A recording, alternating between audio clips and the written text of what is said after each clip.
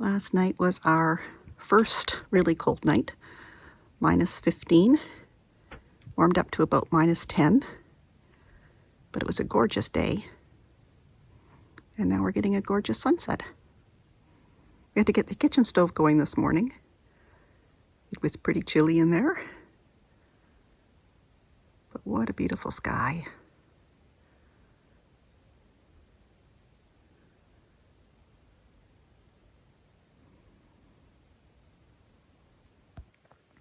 With the really cold night, the lake finished freezing over as well as started cracking. You can see all the cracks in it out there. And Una decided to venture out onto the ice today. I looked out the window while I was making biscuits and she was out in the middle of the lake, which could have been bad if she'd gone through. Luckily, she's still pretty light.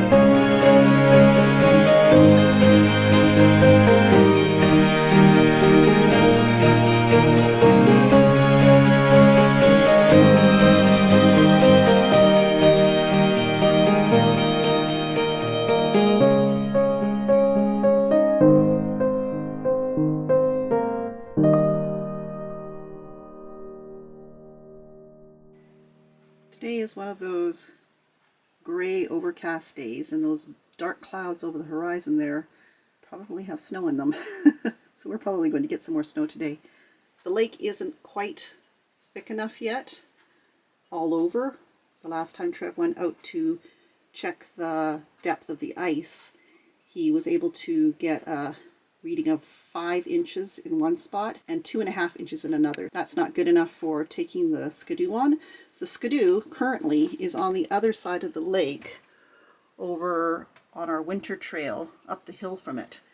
We left it there the other day when we came back from town. We brought back the Skidoo as well as the quad and just rode the quad from where we left the Skidoo back to the cabin. That way we can go back and pick up the Skidoo and drive it across the lake when the ice is thick enough. It has the skimmer, which is the sled that gets pulled behind the Skidoo, full of canned goods. So we've just left that with a tarp over top of it to keep the snow from piling up on top. But that is the plan. So it will probably be in the next couple of days that we'll go over and bring the Skidoo over. That will give the ice time to thicken up a bit. And then I can also start doing my walks on the lake, which I really enjoy doing. It's about -11 or 12 this morning. We are October 28th today. And Trev and Una are going to go out and test the thickness of the ice. See if we can bring the Skidoo over today.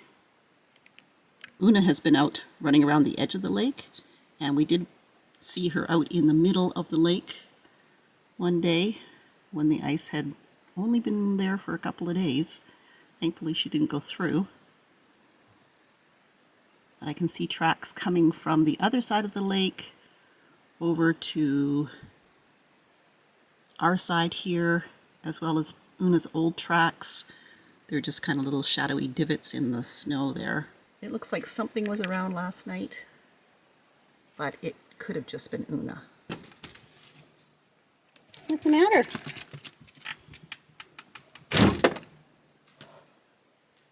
Did you decide not to go with Dad? Yeah, chicken.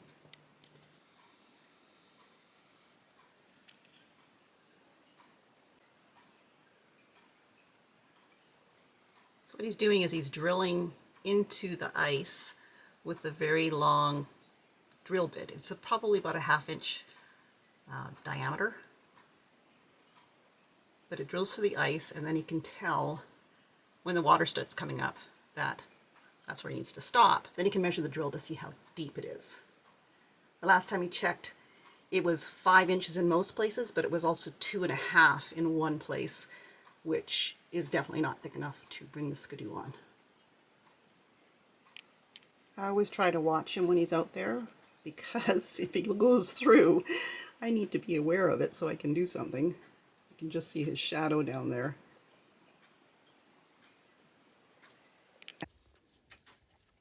Trev's out there testing the thickness of the ice. When I got water yesterday at the shore, it was about 3 inches thick. So it needs to be thicker than that to be able to bring over the Skidoo, and we had -10 last night, so hopefully it's thickened up a bit.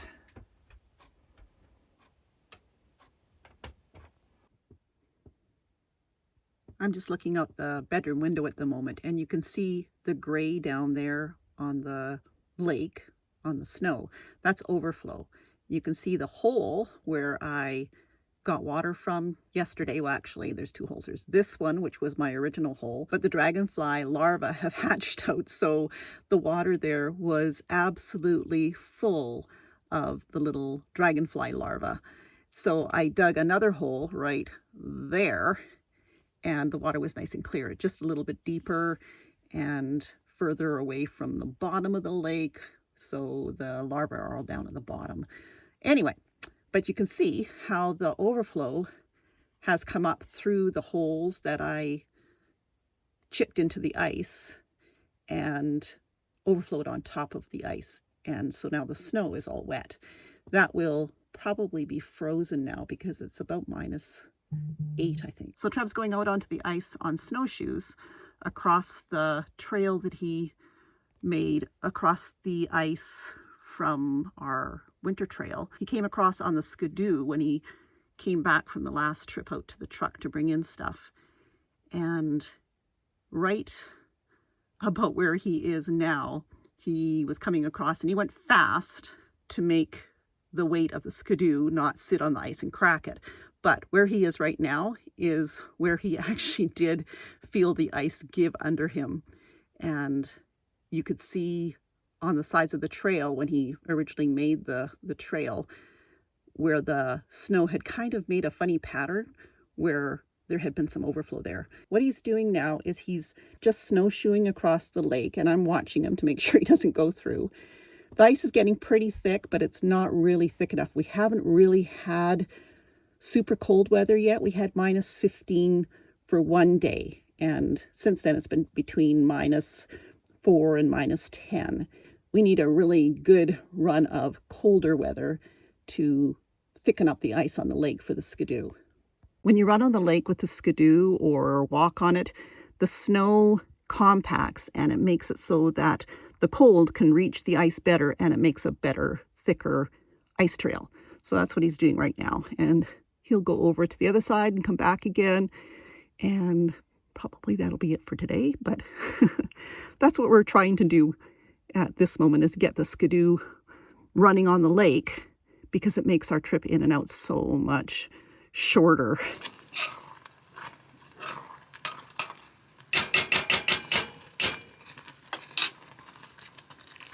I'm off on my first lake walk, just going across the lake on the Skidoo trail that we're firming up. It's safe to do that now, and I just need to get out and get some exercise. It's too easy to get cooped up in the cabin if I don't really push myself to get out and go for a walk every day. And now that the lake is frozen over thickly enough to be able to walk on, I'm going to take advantage of that, as well as get the dogs out for some exercise, because we're having to chain Una up now because she's starting to take off across the lake into the meadow over there. And with wolves around, we need to make sure she sticks around. So taking the dogs for a walk across the lake, taking myself for a walk across the lake. Hopefully it's fairly uneventful.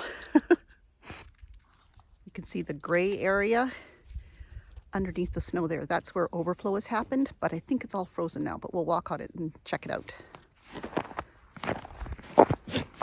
Trev's footprints from him walking over the lake yesterday are all frozen. It's a little icy, but yeah, that's all frozen now. So I'll just have to watch my step because it can get a little slippery, but we're going to just walk straight across there. Well, I'm breaking through a little bit. You can see there, my steps are filling up with slushy water. But it's okay, there's solid ice underneath. Yeah, I'm breaking through a top sort of crust of slushy ice. Oh, and Fred is too. Come on, Fred, let's get out of this area. Your feet are going to get all wet. Come on.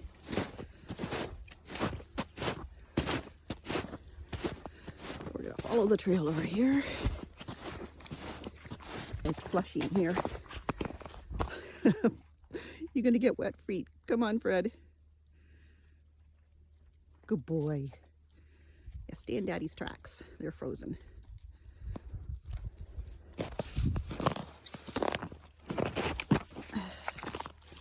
Yeah, breaking through a little bit.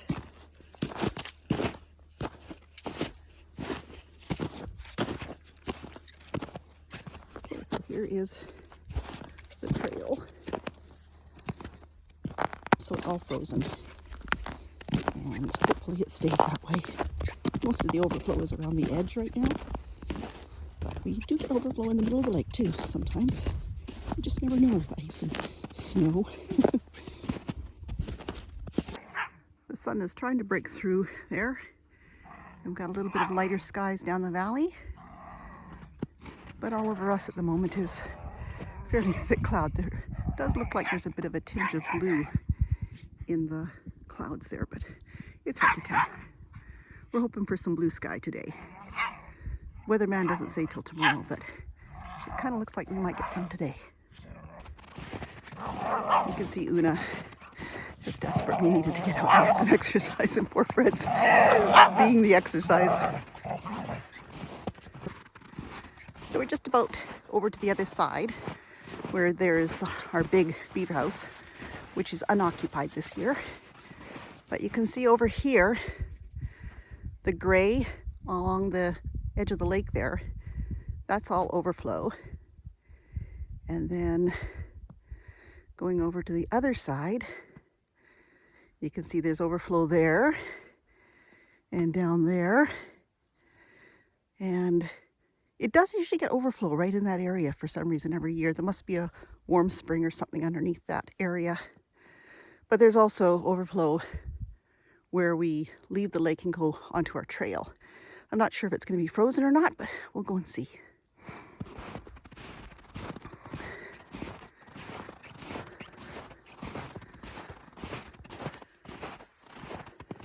Wearing my funny itchy hat.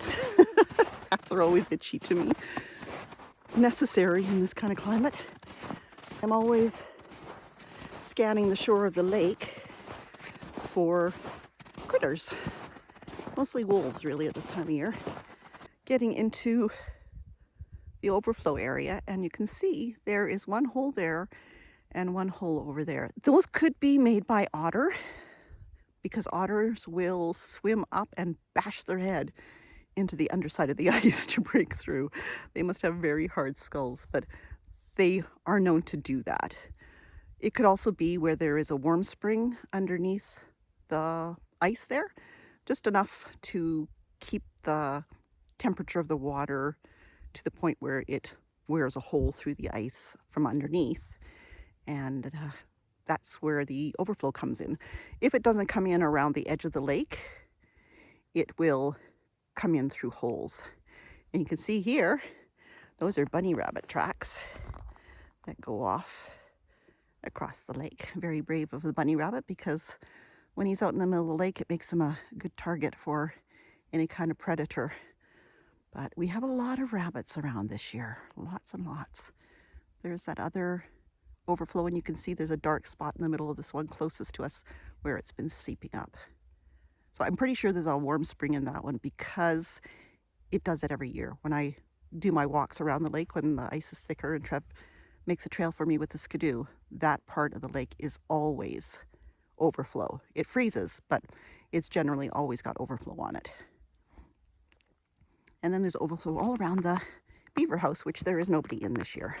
We've got one new beaver house down the lake this year, as well as one old one that's been occupied, as well as a couple of new ones up the creek, which is kind of interesting. We're not sure how they're going to fare because for some reason they've built these new ones where the water is quite shallow. So as long as the ice doesn't freeze too thick, they'll be fine. But if it freezes too thick, they'll be trapped. So that's kind of sad. But anyway, this looks like it's fine. It looks like it's pretty slippery. Yeah, it's like an ice rink here. It's pretty slippery. So I'm just going to turn around here because I don't really want to slip on my butt and break a hip or something. So, but come on, guys, we're going back. Come on. Come on, Fred. Come on. Ready to go back? Let's go. Come on. You can see my tracks there on top of the overflow, which is now like an ice rink. We've had a few years where we've been able to skate on the lake because it's frozen over before it snowed, and the ice is just like glass, which is what it did last year. But then we got some warmer weather and it got kind of bumpy. But when the kids were little, we used to take advantage of those really smooth ice times and do some skating. And if it stayed frozen nice and smooth, even after the snow went on the lake, you could still skate. It looked really funny because it looked like you were gliding on top of the snow because the blades of the skates were buried in the snow. It was kind of fun. Haven't done that for years because I haven't had the kids up here with us for years. We're gonna go back across the lake and go make a cup of tea. Una is just getting to be a little annoying for Fred, I think. She's quite rambunctious, but he's holding his own for a 12-year-old dog. But he does love to run in the lake, even at 12. I think it's the turmeric golden paste that I give him that's keeping him all in tip-top shape, because when he stops getting it, he starts to get stiff. So if you got a dog who's older and starting to suffer with aches and pains, look up golden paste and give that a try, because it's done wonders for Fred. You can see the cabin across there. The generator is running. We're charging up the batteries today because we haven't had any sunshine for the last few days, or not enough to make a difference with the solar panels. So we're having to recharge the batteries with the generator. And I'm sorry about all the background noise from the dogs. But it's to be expected when they are out here having fun. Oh, you guys. Let's go. Come on. A little more running. That's good. Walking carefully on this icy patch.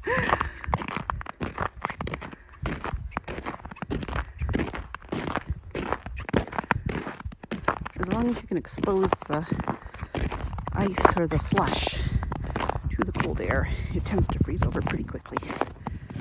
You can see right here in that hole, that's open water. All along the edge where the swamp grass and everything grows, it can stay fairly unfrozen because the swamp creates its own heat.